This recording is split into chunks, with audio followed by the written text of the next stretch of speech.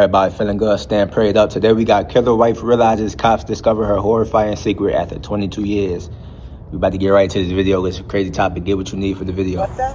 Put your hands like this for me real quick. Okay. Okay. What's going on, sir? I'll explain that in a second, okay? Okay. This is 70-year-old Roxana Collins.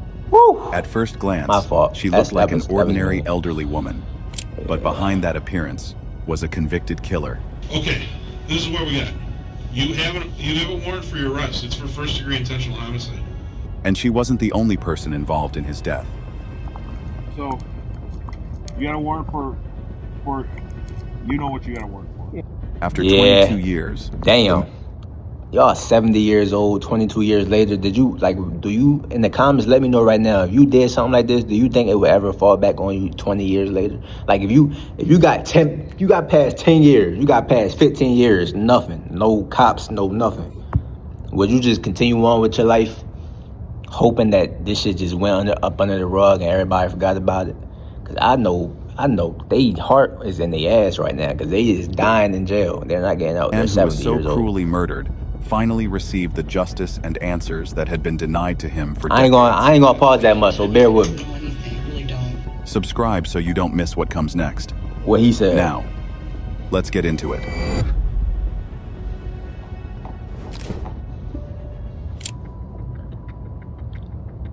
On the 28th of May, 2025, an illusion of safety that had lasted for more than 2 decades finally came crashing down for a quiet duo in Illinois. They had lived for over 20 years under the comforting assumption that they had committed the perfect crime, but cold cases have a stubborn way of refusing to stay buried. In a synchronized multi-state operation, police moved in and arrested the two 70-year-olds, Roxana Collins and John Viscasil. The dramatic takedown began on a routine traffic stop when deputies pulled over a vehicle driven by Roxana. She was, by all outward appearances, just an elderly lady on her way to get her oil changed, worrying about leaving her sick husband alone at home. The conversation was calm, routine, typical of a minor traffic stop, until the deputy asked her to step out and place her hands behind her back. In an instant, the mood shifted. The officer informed a stunned Roxana that she had a warrant out for her arrest from Kenosha County, Wisconsin. Hello. Sorry, officer. Oh, you're fine. You have a license and proof of insurance on you? I do, yes. Okay. Well, I'm Deputy Wegger of the McHenry County Sheriff's Office. There's a couple reasons to stop you. You just never used your turn signal. From the whole time I saw you, when you turned out of your neighborhood and then turned left and then changed lanes and all that. I'm on my way to get my oil changed, my home, so I'm worried about leaving. What's on your mind? That murder? And, I'm sorry. Oh, no worries. That's just why I stopped you. Just didn't use it at all. Okay.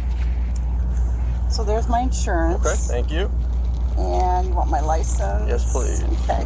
Here you go. Thank you. I'm so sorry. And that's a good address for you still. So, you mind just going like this with your hands for me real quick? What's that? Put your hands like this for me real quick. Okay. Okay. What's going on, sir? I'll explain that in a second, okay? Okay. She thought they was finna pray together. Nah, you going to jail. Warrant for your arrest out of Kenosha. I didn't know about anything like that. Okay. Well, that's just why you're in handcuffs right now. Do you have anybody that can come pick up the car? Well, you guys want to follow me so I can drive it home? Can't do that. Get so stupid. I ain't gonna pause, but get your stupid ass. Yeah, whatever you want to do. When was the warrant issued? Okay. Is that why you guys pulled me over then, or? You mean you just didn't use your turn signal in front of me? All right, I have a lawyer too. Do I need to get my lawyer, or what's the scoop? It's up to you. I'm not asking you any questions right now. You're just being detained right now based off of the warrant that you have out of Kenosha. But the warrant was confirmed. You'll be transported to our jail and then be extradited to Wisconsin. Your bond is only $75,000, which How much is that? I'm guessing it'll probably be 10% of that. So Getting a bond for $7,000 on a murder charge is insane. I never heard that in my life. I think. I don't really know how Wisconsin does it, but That's how it works here, but we can only speak on Wisconsin. yeah. So if it's 10% of $75,000, $7,500, then you can get out. But All right. you'll have to see a judge at least. So All right, I got want to start? When can I start calling my family and let them know what's going on? We're making some phone calls quick to see what the whole transportation thing is, if we're just going to take you ours or how it's going to work. So we'll let you know. Worst case, if you don't make any right now, you can make some when you get to the jail with the phone call or phones from there. Okay. All right. It might not just be from your cell phone. They'll let me make more than one phone call. I know you said. Yeah, you're allowed, I think, 3 within the first 3 hours. We're going to have you hop up here, okay? I know it's kind of a jump to get up there. There's a handle up there if that's easier too.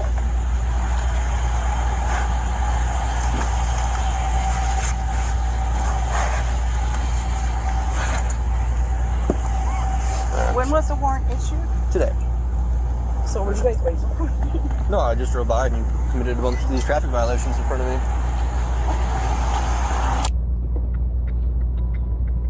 A detective laid it all out for Roxana, explaining that a judge had signed off on a charge of first-degree intentional homicide, party to a crime, for the murder of her former husband, David Vanderzee. The detective reminded Roxana that they had just spoken to her a few weeks prior and that this marathon investigation was finally over. While the evidence was overwhelming, Roxana repeatedly insisted she knew nothing and demanded to speak to her lawyer. What do you think the warrant's for? Probably to ask me questions about. Well, it's okay. Well, I'm not gonna ask. You ain't even let her finish. Come on, I ain't gonna lie, as an interrogator, that's a bad interrogator, bro. You gonna ask her what you think the warrant's for, then cut her off before she get to say what she think the warrant is for. You don't even want to let her incriminate herself a little bit more before you cut her off. Nigga, shut up. If you want me to explain what's going on, I can do that. But do you understand what I'm saying? I do. Okay. So if you want me to explain what's going on, you got to at least acknowledge that you're okay with me explaining that to you. Okay. Just so you know that. Okay, you can explain it. Okay. This is what we got. You have a warrant for your arrest. It's for first-degree intentional homicide. Party to a crime. For the murder of David. Okay?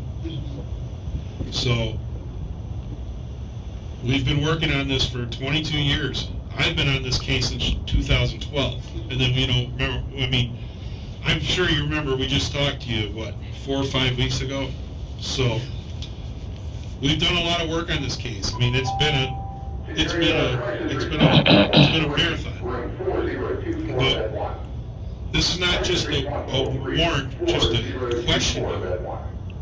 A judge has signed it saying there's enough probable cause to state that you are involved in an first-degree intentional homicide. Your husband. So. It's time. It's time. I'm going to be honest with you. I'm not answering. I want you to understand. I'm not asking you questions. I'm just going to tell you. It's time. This has gone on for 22 years. The evidence is clear that you were involved in this, or at a very, very minimum, you know what happened. Okay? There's no other theory to this case. There's no other theory to what happened to David. We have gone over this case over and over. We examined all the evidence. We've examined all your statements. I want to talk to my lawyer. Okay, I'm just saying. Okay, but I want you to hear me, though, before we're done talking. Okay, I want you to really think about this, because apparently you didn't listen to me when I talked to you 4 weeks ago. I can try to sympathize with you in your situation, with your husband right now especially. You're 70 years old. It's awful right now. No, I can understand that, okay? So hear me out. I want you I'm going to leave you with this, because this is exactly how I left you about 4 or 5 Saturdays ago. I understand that your husband has that's a nasty disease. That's a nasty, and I can only imagine how hard it is to try to take care of him, okay?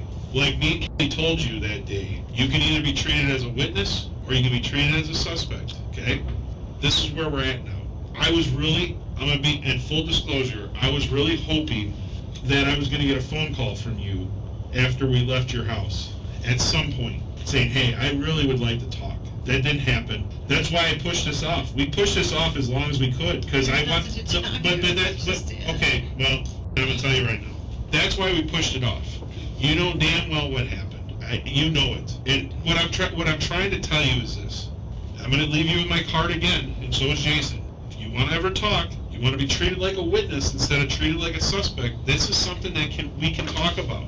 I mean, the ball is kind of in your court. This is a very unique situation. It's not like you're a 30-year-old woman that's in custody for homicide. You're 70 years old. You're talking about a case that was 22 years ago. You have mitigating factors in the fact that you have a husband at home with a significant disease that needs to be taken care of. Me and Jason have talked to our DA's office, the DA, not an ADA. We've talked to the DA and the ADA. They can sympathize also with you with this. Yes. But here's the problem. I have nothing to go on right now other than what the evidence shows us because I have nothing from you. Do you understand what I'm saying? Yes. I got nothing from you to even try to even tell the DA. Listen, Rockin', she kind of told us what was going on. She's fessed up to what she knows. I don't even have that, so I can't even go to him right now and say, listen, this is what I got right now. We went to talk to her. She didn't want to talk. It's all I have. I can't do anything else with that. I keep telling you, I don't know anything. I really don't. And While Roxana was being processed for extradition in Illinois, another team of detectives was knocking on a door down the street. They were looking for John Down the street is Viscasil, crazy. who had managed to stay hidden in the background for over 20 years as a trusted family friend and neighbor. John mentioned that nothing had changed and called it an ugly situation. But like Roxana, he quickly chose to cut the conversation short and request his attorney rather than filling in the blanks for the police. Hi, John. Hello, sir. Can you step Can out, you step please? out for a second? Can you put your hands behind your back for me? John, Put your palms together. how you doing, man? Lieutenant Paulson with the Coast County Sheriff's Office. You're under arrest. We got a warrant for your arrest, okay? You have Time. any questions right now? No. You know what it's for? Well, you guys called me. Yeah, so what let me just... Did you push my glasses up? Yeah, you can get... All right. So, you got a warrant for... You know what you got a warrant for. Yeah. So, this is what I'd like to do. Okay? Okay, No, just hear me out, okay? If you're gonna cooperate, or we can handcuff you in front once we get over there, okay? I'm not even Yeah, doing yeah, it. I understand. I'm too old for this shit. I understand. You know. Hear me out, okay? We're gonna take you downtown. Me and Jason, it's my partner. You talk to him on the phone. Hi. This is Mike over here, okay? We'd like to try to talk to you. I really would like to see what you got to say, but I want to go over some things first. But let's go downtown and we'll go from there. Is there anything you need from here? I like to put a pair of pants on, not these house pants. Like what kind of pants? Oh yeah, I ain't gonna lie. He say something like that, and you just said all that. You're not getting nothing from him. He's not talking about nothing. He's not like from both of their demeanor. I can tell you right now. I'd be surprised if either one of them talk. Cause 22 years later, bro, they already done got a cold heart. They didn't dealt with the nightmares and shit already. The skeletons in the closet, all that bullshit. That's past them. They ain't worried about none of that. You ain't getting no confession. Wear jeans. I think you're good. You don't need. Do you want us to bring jeans with? Is that fine? Is that for you? No, you want to wear jeans? It's all right. No, I'm asking. Do you feel more comfortable in jeans? Well, these are kind of, it's my house. Yeah, I understand. If we cuffed you in front, would you be able to put jeans on like that? I'm sure I could. You want to do that? Do you mind if we come in then when you do that? Well, one of you guys can walk that with me. Yeah, I would like that. If that would make you feel better, I will be more than happy to make that. I'm talking about one of you guys. Nigga, you under arrest. I Okay, set we'll the do whole that too. department All in right, that let's go on. motherfucking house. Would that make you happy? Yes. All right, let's do that. Is there anybody else inside? Yeah. And are there any weapons inside? Yes. Okay, are they locked up or? They're put away. Okay. There's a Phoebe in that house. I'm not worried about that, John. Not since I quit chartering. Oh, that boy got money, ain't it? He got a boat in front of his house? He got a boat in front of his house? Bro, I'd be so, I ain't gonna say devastated, but I'd be so shocked if my grandparents got arrested at 70 years old and I got a call saying they are arrested for murder that happened when I was born. Yeah, bro. I ain't gonna lie to you, man. You know, That shit would mess with my head. This whole time I'm thinking y'all some loving ass grandparents. Whole time y'all niggas is Well, murderers. I'll tell you what, we're gonna. But like you said, it's an ugly situation. Yeah, well, then here's what I'll tell you. We're gonna go downstairs. I'll talk. We'll get over the formalities, and then we'll talk about it. I'll kind of tell you where I'm at with this, and then you can, if you want to fill in the blanks or tell me I'm wrong or whatever, we'll go from there. Okay? I'd rather just call my lawyer. Okay. But I tell you ain't getting no confession from him. I tried talking to you guys and can't ever stop. So he's gonna take you down there, and then we're gonna talk to you when we get down there. Okay? Drink your water.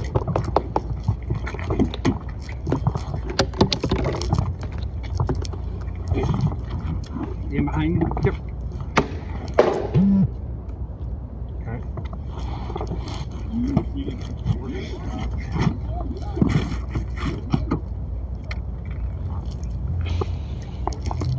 What do you want me to do? No, nothing.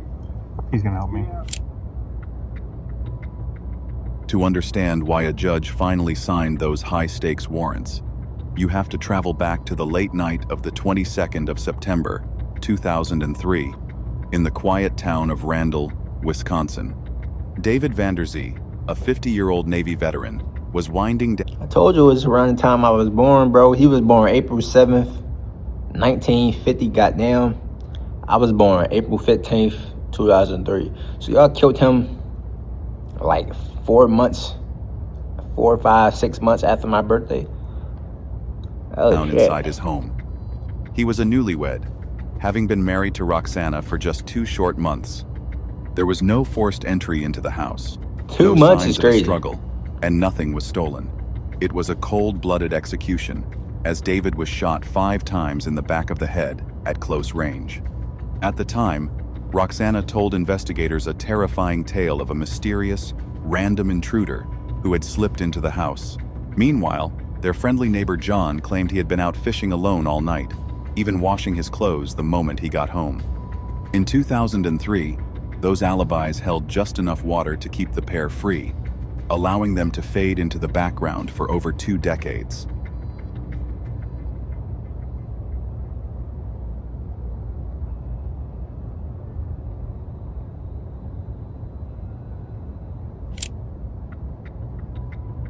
The perfect crime fell apart not because of a sudden breakthrough in DNA, but because old lies rarely hold their shape over time.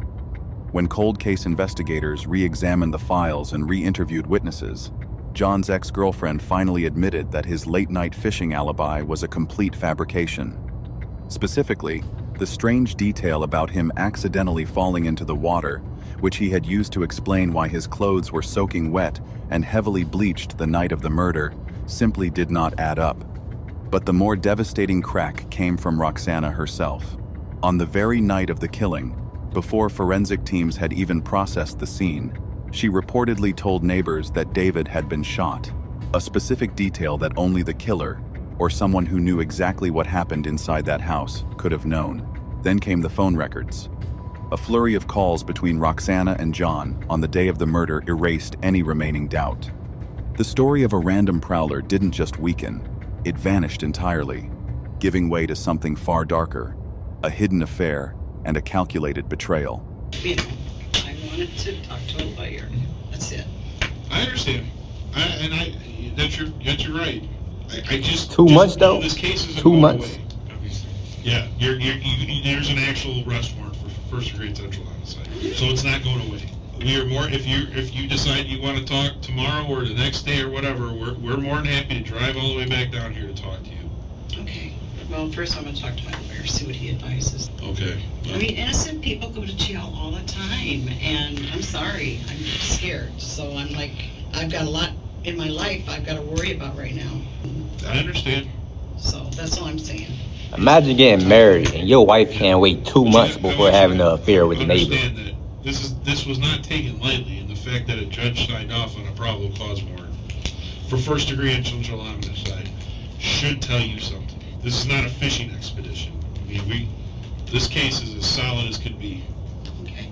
And I'd be more than happy to, we're more than happy to talk to you. If you want to call us, get a hold of us, you can ask for us. We'd be more than happy to come down here and talk to you again. Anything else you wanted to say, or do you have any other questions?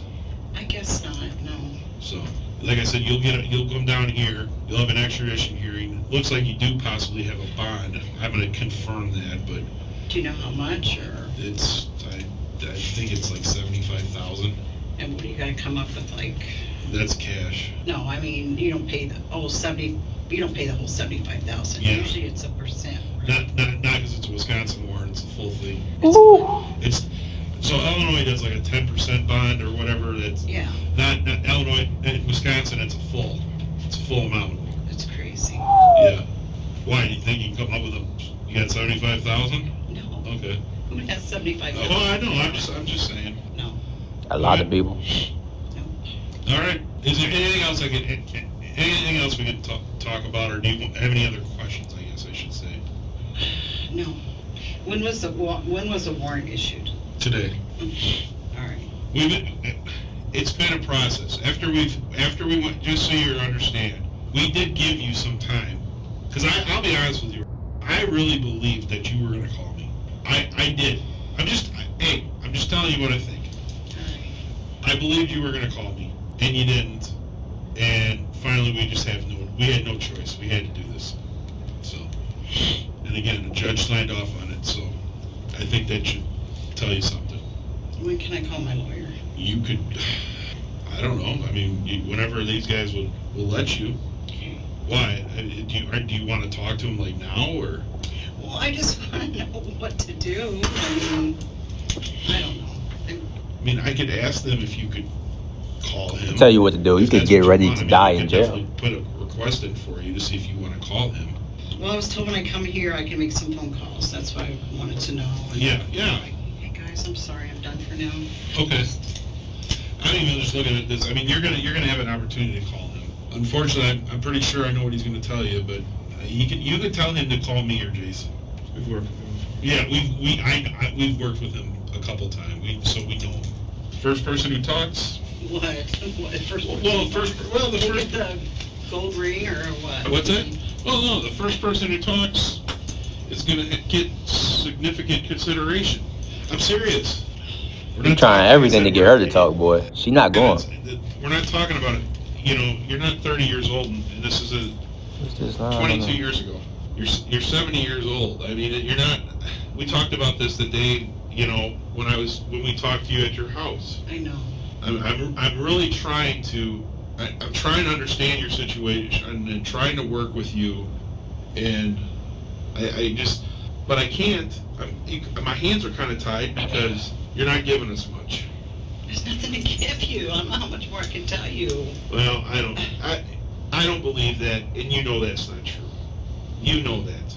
Like I said, we did not come down here on a fishing expedition. This went in front of a judge, a circuit court judge, who agreed that we had probable cause to charge you with first-degree intentional homicide. After it was approved by the DA. While Roxana was eventually released in June 2025, after posting a $500,000 cash bond, John Viscasil She remained posted the whole locked bond? inside Kenosha County Jail, unable to meet that price. By the 13th of August, 2025, defense attorneys argued that the state's case was built on nothing more than innuendo and decades-old gossip. A court commissioner disagreed, ruling there was more than enough probable cause to bind both suspects over for trial. As of May 2026, no verdict has been reached, but the stakes could not be higher. If convicted, both of these 70-year-olds face a mandatory life sentence, meaning the secret they thought they buried in 2003 may end up defining every last day they have left. Leave a like and a subscribe. So she already home and he's still in jail, and they still waiting on a verdict. I thought we was finished. I ain't gonna lie. They need to do an update on this case. I thought we was finna hear some crazy sentences. But let me know what y'all think about this video. I'm about to get out of here. I got some more videos to record, man. I appreciate y'all. I love y'all. God love y'all more.